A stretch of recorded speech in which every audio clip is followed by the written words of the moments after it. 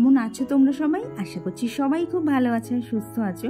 আর আমরাও কিন্তু বেশ ভালো আছি। তবে কি বলো তো, যা গরম পড়েছে, ওই ভালো আছি বললেও ভালো আছিটা কিন্তু নিজের মনের থেকে ফিলিংস আর আসছে না। গরমে বলো একেবারে কাহিল অবস্থা। আর আমারও আজকে হয়েছে ধরো ঠিক সেই রকমই। গতকাল রাত্রে গরমের চোটে এতটুকু ঘুমোতে পারিনি। এইবার ভোরের দিকে যখন একটুখানি ঠান্ডা হাওয়া দিয়েছিল না, তখন ঘুমিয়ে পড়েছি। যথারীতি উঠতে লেট হয়ে গেছে। আর এখন ঘড়ির কাঁটায় বাজে ধরো মোটামুটি সকাল 8টা মতো। দেখেছো বাইরে কীরকম রোদ উঠে গেছে। আর এখনও আমি নিচে যেতে পারিনি। মানে আমার যখন উঠলাম না, মনে হচ্ছে কি হলো, যা আজকে আমার সব লেট হয়ে গেল, কখন কি করব। তো সেই জন্যই দেখো তাড়াতাড়ি ওপরের আর কি ফ্রেশ হয়ে চলে এলাম নিচে, কারণ গোপালকে এখনও ঘুম থেকে তোলা হয়নি। আর আরও তাড়াতাড়ি করছি কেন বলো তো, ওইদিকে না দুষ্টুর আওয়াজ পাচ্ছি। এবার ও আসবেই সকালবেলা, এটা আমি জানি, কিন্তু কি বলো তো, এই গোপাল তোলার সময় আসলে না এত প্রশ্ন করে, আর শুধু গোপালকে বলে আমাকে দাও, আমি স্নান করাবো, আমি জামা পরাবো। তো সেই জন্যই আরও তাড়াতাড়ি করে নিচ্ছি। আর ও আসবে কেন বলো তো বললাম, কারণ এই যে গোপালকে মিষ্টি মানে প্রসাদ হিসেবে মিষ্টি দেবো, সেটা ওর প্রসাদটা চাই।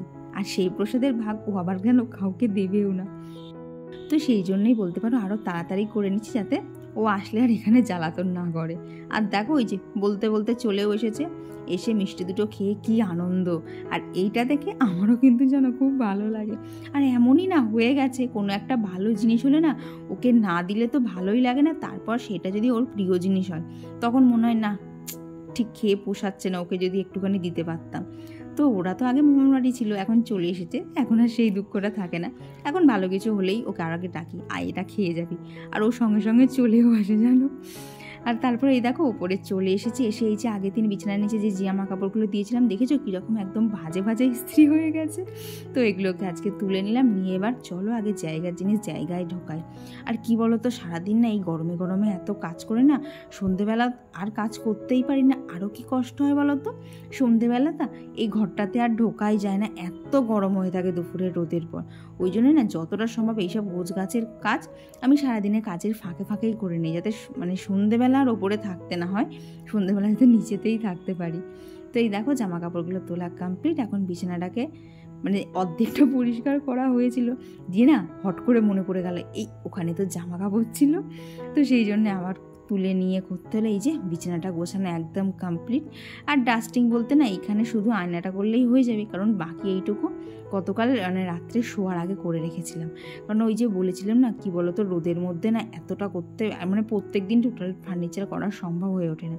আর এসে দেখি দেখো ছাদে এইরকম কালি, যেদিনকেই না ছাদে এসে দেখি এইরকমভাবে কালিটা বেরোচ্ছে, মানে আর কি ধোঁয়া বেরোচ্ছে, এত রাগ হয় না যে কেন এত বেরোনোর দরকার। আমার ঘর বাড়িগুলো সব নোংরা হয়ে গেল, আর আমি পরিষ্কার করতে করতে পাগল হয়ে গেলাম। তো এই দেখো নিচে এসে আগে টিফিন বলতে কৌশিককে করে দিচ্ছি হচ্ছে কফিটা যতক্ষণ না শেষ না হচ্ছে, কফিটাই এখন প্রতিদিন চলবে।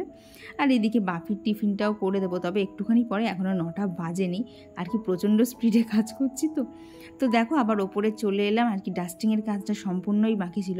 আর জানো তো ওইদিকে জানলাটা না একটুখানি খুলেছিলাম, খুলেই দেখি এত মানে আর কি মারের গন্ধ বেরোচ্ছে, আর কি কাপড়ে মার দেয় তো, ওই গন্ধে আরও গাটা ঘুলিয়ে উঠলো, জানলাটা আবার বন্ধই করে দিলাম। তবে না এবার ঠিক করেছি যেদিনকে না মিলটা বন্ধ থাকে সেই দিনকে না খুলবো। তো এখানে থাকলেও না এখন আমার জানা নেই অ্যাকচুয়াল কবে যেন মিলটা বন্ধ থাকে, কৌশিকের কাছে জেনে এটা করতে হবে। তারপরে এই যে গাছগুলোর কাছে চলে এলাম, তোমাদেরকে আগের দিন বললাম না মার কাছ থেকে গাছ এনেছিলাম। তো তার মধ্যে এই যে রয়েছে হচ্ছে স্পাইডার প্ল্যান্ট, আর নিয়ে এসেছি হচ্ছে এইদিকে পার্পল হার্ট। তো এই গাছটা তো আমার ছিলই না, তো আনতে পেরে দারুণ লাগছিল। বলতে পারো এই ঘরের মধ্যে এই কর্নারটা আমার ভীষণ পছন্দের। মানে সারাদিনে যখনই সময় পাই একটুখানি গিয়ে ওদেরকে দেখি যে সবাই ঠিকঠাক আর কি জল টল পাচ্ছে তো, নাহলে বলো যা গরম, মানুষেরই অবস্থা খারাপ, গাছগুলো তো আরও অবস্থা খারাপ হয়ে যাবে। তার মধ্যে ওরা তো আবার বলতেও পারে না, যদিও এটা খুবই হাস্যকর হয়ে গেল, গাছ কথা বলবে, তবু আর কি মাটিটা দেখেই তো বুঝতে হবে বলো জল কতটা আছে না নেই। তো এখন এই যে ঝটাপট ঘরটা ঝাড় দিচ্ছি, কারণ ফ্যানটা চালাতে পারছি না, পুরো ঘেমে স্নান হয়ে যাচ্ছি। আর এইটুকু দিলেই ভাববা কমপ্লিট, জানো তো ঘর ঝাড় দিতে এত কষ্ট হচ্ছে না। ঘর মোছার সময় অতটা অসুবিধা হচ্ছে না, কারণ তখন তো ফ্যানটা চালিয়ে করা যায়, কিন্তু ঘর ঝাড় দেওয়ার সময় তো আর করা যায় না।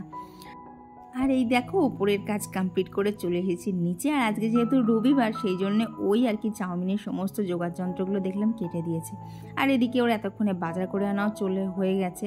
তো সেই জন্য এখন এই টাটকা টাটকা সবজিগুলোকে খুব যত্ন সহকারে ফ্রিজের মধ্যে ঢোকাতেই হবে, না হলে দেখবো কখন কোনটা আবার নেতিয়ে পড়েছে। আর কি যা গরম পড়েছে মানুষই বলো নেতিয়ে যাচ্ছি, তো আবার সবজিপাতি তো দেখতেই তো পেলে যা সবজি কাটা আছে তাতে আজকে চাউমিন হবে। তবে না সবজিগুলো কীরকম করে যেন একটা কেটে দিচ্ছে, চৌকো চৌকো করে গাজর, চৌকো করে আলু। তোকে আমি বললাম যে তুমি যখন কাটবে একবার আমায় জিজ্ঞেস তো করবে কীভাবে কাটবে। বলছে না আমি এইভাবেই কাটি, তোমাকে এইভাবেই রান্না করতে হবে। এই চলো খাওয়া তো তুমি, আমার একটা এমন হয়ে গেছে না এখন কাজের ফাঁকে একটা মানে পেটে কিছু দিতে পারলেই হলো গো। আর এই গরমের মধ্যে তো এই কাজ করতে করতে মানে খাওয়ার ইচ্ছাটাই এক এক সময় চলে যায় জানো। দুপুরবেলা যদিও বা খাই, রাত্রেবেলা আমার আর খেতে ইচ্ছা করে না, মনে হয় বাবা সারাদিনটা প্রচুর হয়েছে, এইবার একটুখানি আমাকে শুতেই হবে। আর কি বলো তো, তোমাদের সাথে যতই এনার্জেটিক ব্লগ শেয়ার করি, যতই বলি যে অ্যাক্টিভলি কাজ করি, কিন্তু কি বলো তো দিনের শেষে শরীরের তো একটা ক্লান্তি থাকে, তখন তো আমাকে রেস্ট নিতেই হবে, নাহলে পরের দিনের জন্য আর এনার্জি থাকবে না। তো এই দেখো এখানে চাউমিন প্রায় শেষের দিকে, আর চাউমিন করছিলাম আর আমি ভাবছিলাম যে চাউমিনটা হয়ে গেলে তাহলে দুষ্টুকে একটুখানি ডাকবো, আয় চাউমিন খেয়ে যা। ও চাউমিন খেতে ভীষণ ভীষণ পছন্দ করে। তো দেখলাম আমার আর ডাকার অপেক্ষা থাকলো না, ওই দেখি চলে এসেছে। তবে ও জানতো না চাউমিন হবে, ও নিজের মনেই ঘুরতে ঘুরতে চলে এসেছে। আর দেখো চাউমিনটা মানে এত মনোযোগ সহকারে খাচ্ছে, কারোর দিকে তাকাচ্ছে না। আর খেয়ে দেখেছো কত আনন্দ পাচ্ছে।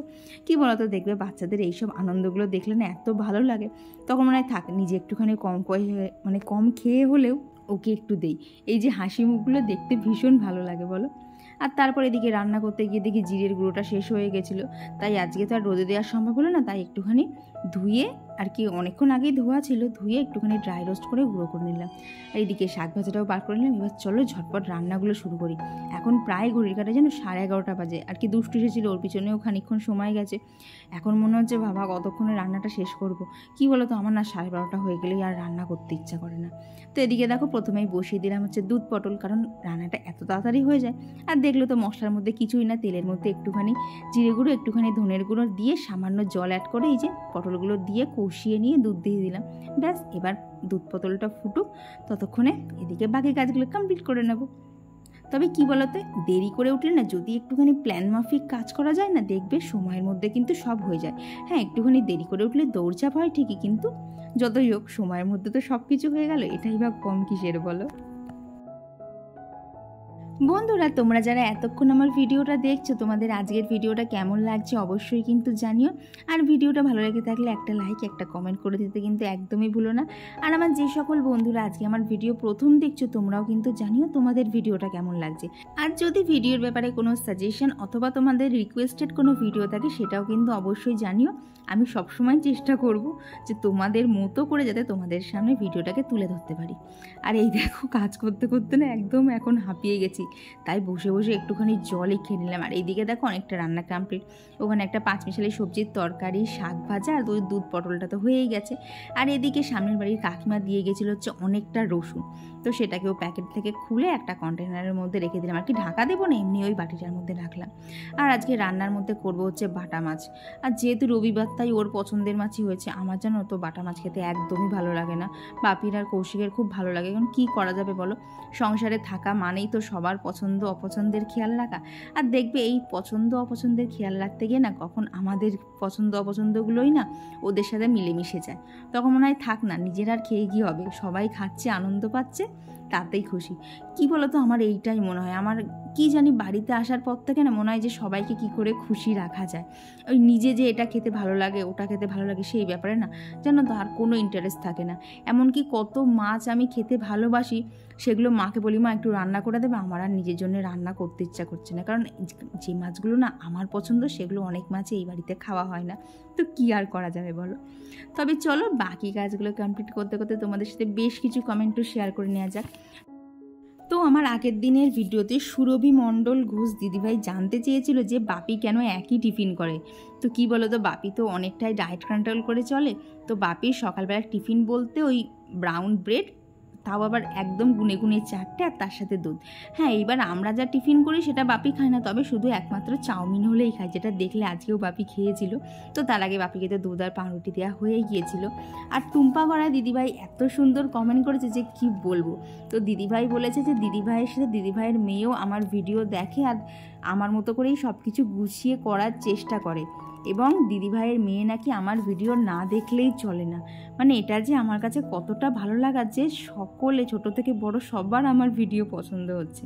তো এই দেখো কাজ কমপ্লিট, আর আজকে রান্নাবান্নায় রয়েছে যে শাক ভাজা, স্যালাড, দুধ পটল, ওদিকে রয়েছে বাটা মাছের ঝোল, আর বাপির পাঁচমিশালি তরকারি আর ডাল। তো এই যে খাওয়া দাওয়া করে আবার রেডি হয়ে গেছি। যাওয়ার কোনো প্ল্যানিং ছিল না, কিন্তু হঠাৎ করে মার জ্বর এসে গেছে। তো এখন মার ওখানেই যাবো। দেখেছো কি পরিমাণ হাঁপাচ্ছে আর কি, একটানে করছে। তো আর দেখলো তো আজকে উঠতেও অনেকটা দেরি হয়ে গেছে। তো দিনের শেষে না আমার মাঝে মধ্যে যেন তো নিজেরই মনে হয়েছে আমার মধ্যে এত এনার্জি কোথার থেকে আসে, এত কিছু সেরে আবার ওখানে যাবো, আবার বাড়ি এসে এখানে করবো। তো ভগবানের কাছে আমি সারাদিন এইটাই বলি, ঠাকুর আমাকে এমন জোর দাও যাতে আমি যতক্ষণ বেঁচে আছি সবার সমস্ত হেল্প করে যেতে পারি। তো এখন এই যে চার্জারটাকে যেন সাথে করে যেতে হবে, কারণ ফোনটা আধ ঘন্টা চার্জে বসানো ছিল, চার্জের সুইচ দিইনি। আর এই যে চান করে জামা কাপড়গুলো সব এখানেই দিয়ে দিয়েছি, ওরা বিকেলের মধ্যে শুকিয়ে যাবো। তো চলো এখন বেশি কথা বলবো না, এখন ঝমঝম করে বেরোনো যাক। এই যে মার কাছে এসেছি, মা বলছে আমাকে ভিডিওতে নিস না, মার হাল খুব খারাপ, জ্বর এসে। তো মার খেতে ভালো লাগছে না, তাই একটুখানি নিয়ে এলাম। কি বলতো, এটা হচ্ছে খাসির মাংসর মিটে কষা, এখানে একটা দোকানে পাওয়া যায়, খুব সুন্দর করে। তো মা বললো এইটা একটু এনে দে, খেয়ে মুখ ছাড়বে, তাই ওইটাই মা আর আমি মিলে এখন বসে বসে খাচ্ছি। মা বলছে আজকে আর ভিডিও করিস না, আমার দেখতে খুব বাজে লাগছে। তো এখন এই যে সব খাওয়া দাওয়া হবে, চলো আবার পরে দেখা হচ্ছে। খাওয়া দাওয়ার পর রেস্ট নিয়ে মা এখন একটুখানি উঠে দাঁড়াতে পেরেছে, আর আমি আর মা এখন চলে এসেছি ছাদে। তো কি বলতো, গরমে এখন সেরকম ফুল নেই, কিন্তু গাছগুলো এত একদম বেশ প্রস্ফুটিত হয়ে রয়েছে না, ফুল লাগছে না। হ্যাঁ, মানে মা তো ফুলে তো মানে তুলে পুজো দিয়েছে, তবে এখানে প্রচুর কুড়ি, এই দেখো এখানে সব একদম কুড়ি ভর্তি। আর এই দিকটা তো একদম পুরো সবুজে সবুজ করে রেখেছে মা। সব থেকে ভালো লাগছে ওই বোগেনভেলিয়াটা, মানে ছাদে আসলেই সবার প্রথমে ওকে চোখে পড়ছে, এত সুন্দর দেখতে লাগছে। তো আজকে তো আর ফুল সেরম শেয়ার করা গেল না, তাই গাছে যেটুকু ফুটে রয়েছে সেটুকুই তোমাদের সাথে শেয়ার করলাম। আর এরপর বাড়ি এসে দেখতে পেলাম যে দুষ্টুও চলে এলো, তার কারণ আমি হাতে করে এই যে ঘুগনির টিফিন বক্সটা নিয়ে ঢুকেছি। ও বলছে না আমাকে আগে দাও, বাপ্পাকে আসলে পরে খেতে দেবো। তো এই যে, আর এদিকে দেখো ছোট কর্তা ঘুমিয়ে পড়েছে। আর ওকে আরও কেন বলো তো এখানে দাঁড় করিয়ে রেখে ঘুম পাড়াচ্ছি, কারণ ওই দেখো দূরে ওখানে দুষ্টু দাঁড়িয়ে, ও চেষ্টায় আছে কতক্ষণ ওর ভাইকে ঘুম থেকে তুলে দেবে, এত বদমাইশ না। তো চলো এবার বাকি দিদিভাইরা যে কমেন্টগুলো করেছে সেগুলো তোমাদের সাথে শেয়ার করে দিই। তো আগের দিনের ব্লগে কমেন্ট করেছিল যে পপি লাইফস্টাইল বিউটি দিদিভাই, অঙ্কিতাস ডেলি ব্লগ, রাখি মণ্ডল দিদিভাই, বর্ণালী মণ্ডল দিদিভাই, প্রতিমা দিদিভাই, সীমার লাইফস্টাইল, টুম্পা পাল দিদিভাই, সুখ পাখির নীল, রীতা রয়, সম্পাদে, অদিতিনাথ, পিঙ্কি সাহা দিদিভাই, মৌস লাইফস্টাইল, জুহি লস্কর, অংশু ব্লগ, আর এস ফ্যামিলি ব্লগ, আর ফাল্গুনী সরকার দিদিভাই। তো দিদিভাইরা তোমাদেরকে জানাই অসংখ্য ধন্যবাদ আমাকে এতটা সাপোর্ট আর ভালোবাসা দেওয়ার জন্যে। আর বিকেলবেলা না কৌশিক একটু দেশের বাড়ি গেছিলো, তো সেইখান থেকে এই যে এত সবজি পাতি, আম, আর ওদিকে না সর্ষেও ছিল, তো সব কিছু নিয়ে এসেছিলো। তো খাওয়া দাওয়া কমপ্লিট করে এই ঘরে এলাম। গরমে তো একেবারে নাজেহাল অবস্থা, আর ভালো লাগছে না কিছু। এখন শোবো, বেডটাও মানে এত পরিমাণ গরম, মানে শুধু ইচ্ছা করবে না, কিন্তু উপায় নেই। এখন মানে বলতে গেলে ধরো ঘুমোতে ঘুমোতে সেই কখন ভোরবেলা হবে, ঘরটা একটু ঠান্ডা হবে, জানলা দিয়ে একটু ঠান্ডা হাওয়া আসবে, তখন ঘুম। আর বৃষ্টির তো কোনো দেখা সাক্ষাৎই নেই। আর কি বলো তো, আজকে চিকেনটা তোমরা মানে কি রবিবার সত্ত্বেও চিকেন করলো না, সেটার কারণটা হয়তো তোমরা আন্দাজ করতেও পারছো। হ্যাঁ, কারণ চিকেনটা মাঝখানে একদিন হবে, কারণ একটা স্পেশাল ডে আছে, তো সেদিন তো ব্লগ অবশ্যই করব। তো চলো বন্ধুরা, আজকের ভিডিওটা এখানেই রাখছি। ভিডিওটা ভালো লেগে থাকলে অবশ্যই একটা লাইক করে দিও, আর কেমন লাগছে কমেন্ট বক্সে জানাতে একদমই ভুলো না। চলো আজকের জন্য গুড নাইট, টাটা সকলকে, দেখা হচ্ছে খুব তাড়াতাড়ি এবার পরবর্তী ব্লগে। ততক্ষণ সবাই খুব ভালো থেকো আর সুস্থ থেকো।